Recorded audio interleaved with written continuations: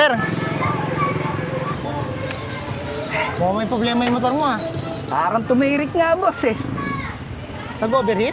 Oo, kanina pa kasi bumabiyahe.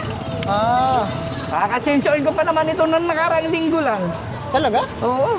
Mukhang ano ah. Sir, gusto mo gamitin yung langis namin?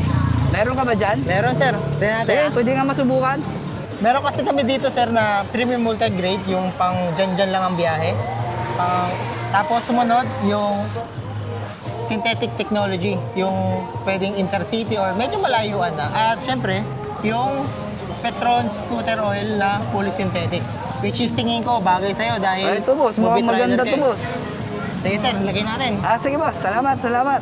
Kailan nga ulit boss yung huli mong change oil? Nakarang linggo pa, boss. Abala patuloy ngayon, no? Kung Sige. kailan babiyahe ako. Okay, ngayon, karga natin yung Petron Sprint Scooter Oil. Yan, masubukan natin. Alam mo ba sir, itong Petron Sprint Scooter Oil ay meron siyang katangian na naglilinis ng makina, nagpapalamig ng makina, at binibigyan din ng protection ang makina habang tumatagal. Okay Dahil polysynthetic ang gagamitin natin. Okay. Scooter life, let's ride. Petron Sprint Scooter. My sign all the time.